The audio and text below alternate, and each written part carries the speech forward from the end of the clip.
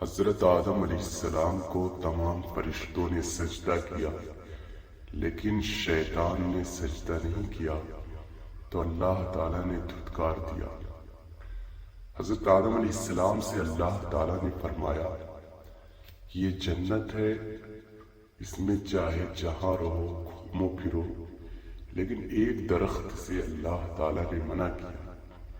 کچھ روایات میں ہے کہ وہ انگور کا درخت ہے، اور کچھ میں انجیر کا درخت ہے، اور کچھ میں گیہوں کا۔ تو زیادہ تر غالب گمان اور واضح روایات میں گیہوں کا درخت ہے۔ حضرت آدم علیہ السلام کو اللہ تعالیٰ نے مٹی سے پیدا کیا، اور ان کی بائیں پسلی سے حضرت حوا علیہ السلام کو پیدا کیا، اور یہ دونوں لوگ جنت میں آرام سے رہنے لگے، اور شیطان اور یہ لوگ جنت میں آرام سے رہنے لگے، اور شیطان ہمیشہ اس چکر میں تھا کہ ان کو بہکایا جائے۔ تقریباً حضرت آدم اور حوا علیہ السلام 100 سال یا 60 سال جنت میں رہے، اور ہر جگہ ان کو جانے کی اجازت تھی سوائے شجر ممنوعہ، یعنی جس درخت سے ان کو منع کیا گیا تھا۔ چونکہ شیطان ان کا برا دشمن تھا اور اپنی سزا کا بدلہ لینے کے لیے بے قرار بھی، اور اس کی شدید خواہش تھی کہ ان سے اللہ کے حکم کی خلاف ورزی کرائی جائے، تو ان کے دلوں میں وسوسہ ڈالا۔ چونکہ اس کے آنے جانے کی پابندی تھی، تو ان کے دل میں یہ وسوسہ پیدا کیا کہ یہ جو درخت ہے، اس درخت کے پھل کو کھا لے تو یہ فرشتوں کی صفت ان کے اندر پیدا ہو جائے گی، اور یہ ہمیشہ زندہ رہیں گے۔ تو سب سے پہلے حضرت حوا علیہ السلام نے اس پھل کو کھا لیا، اور حوا علیہ السلام کے کہنے پر حضرت آدم علیہ السلام نے اس پھل کو کھایا، اور کھانے کے بعد جو جنت کے درخت، جو جنت کے لباس تھے، وہ لباس ان کے جسم سے اتر گئے، اور یہ اپنا سطر اپنے جسم کو جنت کے پتوں سے ڈھانکنے لگے، اور اللہ تعالیٰ نے جیسا منع کیا تھا اس کی سزا یہ دی گئی کہ ان کو بھی جنت سے دنیا کے اندر اتار دیا گیا۔ اترنے کے بعد یہ لوگ اپنی سزا اور غلطی پر نادم تھے۔ حضرت آدم علیہ السلام کو ہند کے اندر سری لنکا میں اتارا گیا، اور حضرت حوا علیہ السلام کو جدہ یعنی آج کے سعودی عرب میں اتارا گیا، اور ابلیس کو اس سے تھوڑی دور فاصلے پہ بصرہ میں اتارا گیا، جو آج کا عراق ہے۔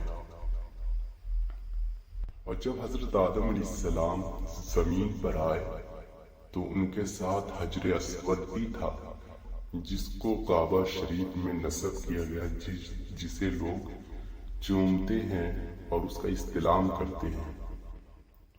حضرت ابن عباس رضی اللہ تعالیٰ عنہ فرماتے ہیں کہ حضرت جبریل علیہ السلام حضرت آدم علیہ السلام کے پاس آئے، اور گندم یعنی گیہوں کے 7 دانے ساتھ لائے۔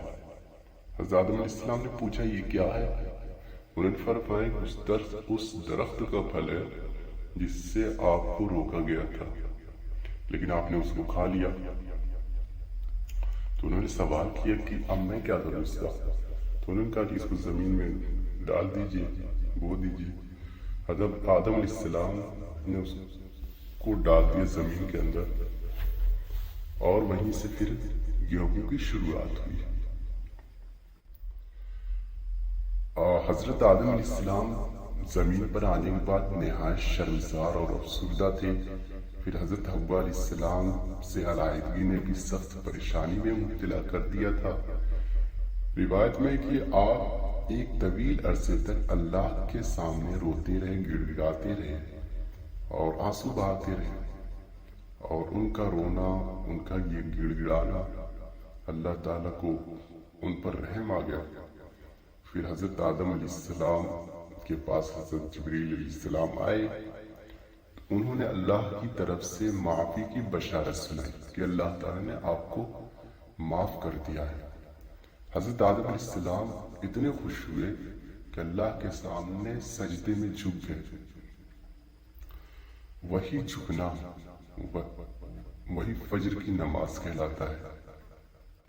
پھر حضرت جبریل علیہ السلام ان کو مکہ کی طرف لے کر آئے، جہاں انہوں نے کعبہ کی بنیاد رکھی اور حجر اسود کو کعبہ کی دیوار میں نصب کر دیا۔ پھر اس کے گرد طواف میں چکر لگانا۔ طواف سے فارغ ہو کر حضرت جبریل علیہ السلام انہیں جبل عرفات لے گئے۔ حضرت حوا علیہ السلام جہاں پر موجود تھی، اور لیکن لمبے عرصے کی جدائی کی وجہ سے ان کے اندر جسمانی تبدیلی پیدا ہوئی، ایک دوسرے کو لوگ پہچان نہیں سکے۔ تو حضرت جبریل علیہ السلام نے بتایا کہ یہ حوا علیہ السلام ہے۔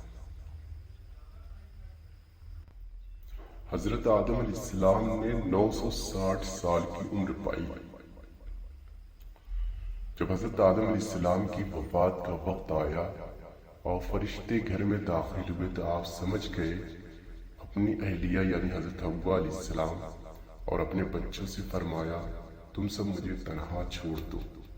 اس کے بعد آپ اللہ تعالیٰ کی تعریف میں مصروف ہو گئے۔ فرشتوں نے روح قبض کی، پھر غسل دے کر کفن دیا، خوشبو لگائی، گڑھا کھود کر قبر بنائی۔ حضرت جبریل علیہ السلام ان کے بیٹے حضرت شیس علیہ السلام کو نماز جنازہ پڑھانے کا طریقہ بتایا۔ آپ علیہ السلام نے نماز جنازہ پڑھائی۔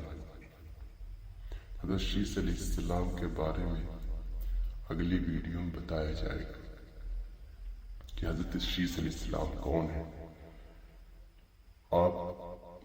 آپ سے گزارش ہے کہ اس چینل کو سبسکرائب کریں، لائک کریں اور شیئر کریں، تاکہ اسلامی تاریخ سے جڑی ہوئی آپ کو معلومات